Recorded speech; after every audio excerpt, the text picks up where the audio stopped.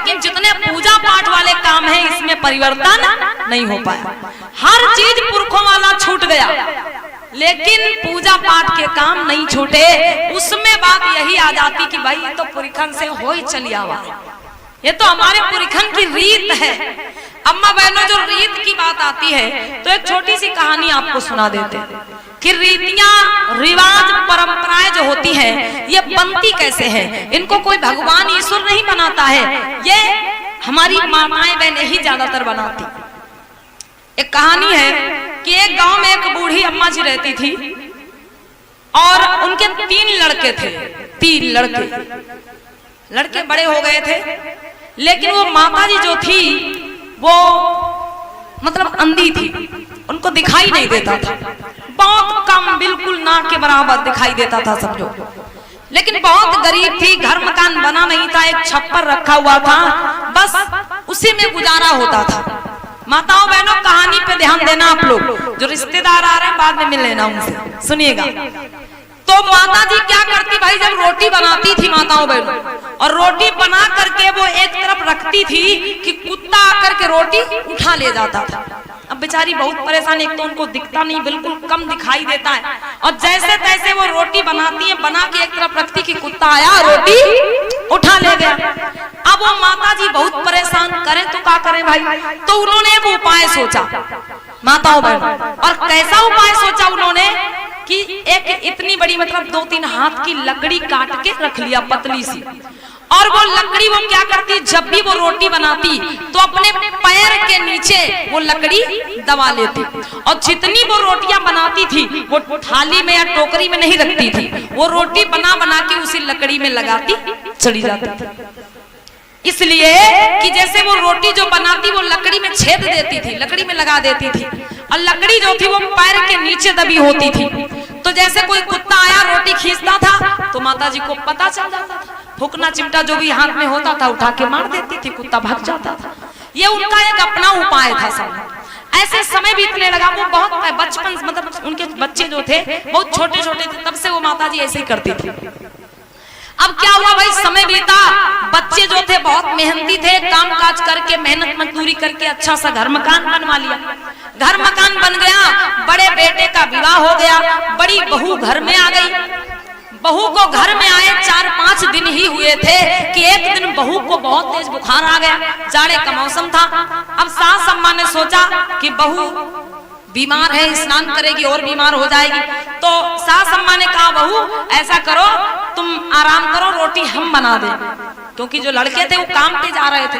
तो माता जी ने सोचा हमारे बच्चे भूखे चले जाएंगे, तो वो जल्दी से थोड़ा सा आटा लगा के रोटी बनाने लगती। अब उनकी आदत जैसे पहले पड़ी थी, घर मकान तो बन गया लेकिन उनकी आदत पड़ी है ना। फिर जब वो रोटी बनाने चली तो फिर से एक लकड़ी 2-3 हाथ की लकड़ी ढूंढ के रख लिया, अब पैर के अंगूठे के नीचे लकड़ी दबा लिया, रोटी बनाती जा रही, उसी लकड़ी में लगाती जा रही। और तब तक बहू आ गई बिस्तर से उठ के। बहू ने कहा देखा कि हमारी सास अम्मा जो रोटी बना रही है, ये रोटी बना बना के थाली में टोकरी में नहीं रख रही हैं, ये तो रोटी बना बना के लकड़ी में छेद रही हैं, लकड़ी में लगा रही हैं। अब उस बहू ने अपने मन में ही विचार कर लिया, पूछा नहीं कुछ, बहू ने अपने मन में ही विचार कर लिया कि इसका मतलब इस गांव की ये रीत है, इस गांव की ये परंपरा है, कोई रिवाज है कि रोटी बना बना के थाली में नहीं रखी जाती, रोटी बना के लकड़ी में ही लगाई जाती। माताओं बहनों ध्यान देना, होता क्या है, समय बीतने लगा। अगले दिन जब बहू रोटी बनाने बैठी तो बहू करती क्या है, बहू भी 2-3 हाथ की लकड़ी ढूंढ लिया, और जैसे ही रोटी बनाने बैठी, थाली टोकरी का कोई काम ही नहीं है, रोटी बनाती जा रही है और उसी लकड़ी में रोटी लगाती जा रही है। जब बहू अगले दिन रोटी बनाने बैठी तो बहू ने भी बढ़िया 2-3 हाथ की लकड़ी ढूंढ के रख लिया, वो भी रोटी जितनी बनाती सब उसी लकड़ी में लगाती जा रही। भाई समय बीतने लगा, बूढ़ी अम्मा जो थी और बुजुर्ग होने लगी, अब वो बाहर चारपाई पे बैठी रहती, रसोई से कोई मतलब ही नहीं था उनका। अब तो उनको और भी नहीं दिखाई देता था, बिल्कुल भी नहीं दिखाई देता था। समय बीता, दूसरे बेटे का विवाह हुआ, दूसरी बहू घर में आ गई। दूसरी बहू ने अपनी जेठानी को जैसे रोटी बनाते देखा वो भी वैसे ही बनाने लगी। उसने पूछा नहीं कि ये क्यों होता है क्यों नहीं होता है। दूसरी बहू जो आई अपनी जेठानी को जैसे रोटी बनाते देखा वो भी वैसे रोटी बनाने लगी। जितनी रोटी बनाती वो भी लकड़ी एक रख लेती है, उसी में लगाती चली जाती। और समय बीता माताओं बहनों, सबसे छोटे बेटा की शादी हुई। छोटी बहू घर में आई और जब छोटी बहू घर में आई तो छोटी बहू ने अपनी जेठानियों को ऐसा करते हुए देखा तो वो विचार करने लगी कि कुछ तो कारण है इसमें। भाई रोटी बना के ये मतलब लकड़ी में क्यों लगाई जाती है, इसका क्या मतलब है। तो उसने अपनी मंजली जेठानी से पूछा कि जीजी अपने घर जो ये रोटी बनती है ये रोटी बना बना के लकड़ी में क्यों लगाई जाती है।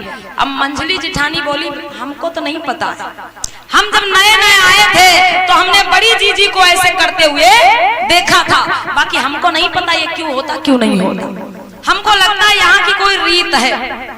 तो भाई छोटी बहू बड़ी जेठानी के पास पहुंची, बोली जीजी अपने घर जो ये रोटी बनती है ये रोटी बना बना के लकड़ी में क्यों लगाई जाती है। भाई अच्छी अच्छी रोटी बनती है और फिर लकड़ी में उस छेद कर दिया जाता है रोटी, ऐसा क्यों होता है। तो बड़ी बहू भी यही बोली कि देखो हमको भी पता नहीं है, जब हम नए नए आए थे तो हमने सास अम्मा को ऐसे रोटी बनाते हुए देखा था, हमको लगता अपने यहाँ का कोई रिवाज है, इस गांव की कोई रीत है।